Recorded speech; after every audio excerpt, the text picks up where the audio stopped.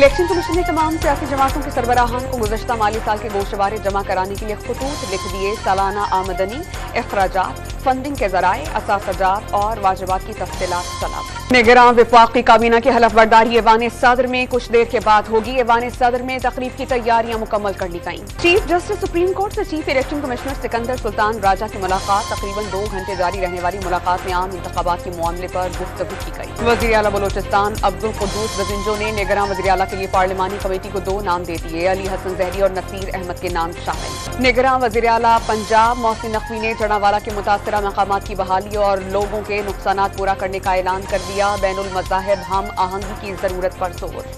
وزارت داخلہ نے سائفر گمشدگی کیس میں خصوصی پروسیکیوٹرز ٹیم تشکیل دینے کا فیصلہ کر لیا. سمری وزارت قانون کو ارسال. میئر کراچی نے KMC کی تمام مارکیٹس میں پلاسٹک بیگز پر پابندی کا انتیا دے دیا. شہر کے مسائل حل کرنا سب کو ہوں گے. میئر کراچی مرتضی وہاب کی میڈیا سے گفتگو. ہری پور کی تحصیل خانپور میں بارش کے باعث مکان کی چھت گر گئی. ملبے تلے دب کر 12 سالہ بچہ جاں بحق، ماں اور بھائی زخمی. ملتان میں گھریلو جھگڑے پر چچا نے 4 سالہ بھتیجی کو کنویں میں پھینک دیا. پولیس نے بچی کی لاش کنویں سے نکال کر اسپتال میں منتقل کر دی. 9 مئی کے کیس میں گرفتار ملزم کے بیٹے نے فیس کے لیے پیسے نہ ہونے پر اپنا مرغہ دے دیا. وکلا نے مرغہ لینے سے انکار کرتے ہوئے کیس مفت لڑنے کا اعلان کر. کراچی سے کانسٹر کی گرفتاری کے خلاف ہب میں میونسپل ملازمین نے دھرنا دے دیا. کوئٹہ کراچی شاہراہ پر گاڑیوں کی طویل قطاریں لگ گئیں. کراچی کی کریم آباد موبائل مارکیٹ میں چوری کی واردات. 5 دکانوں کو تالے کاٹ کر لاکھوں روپے کے موبائل فونز اور دیگر سامان لوٹ لیا گیا.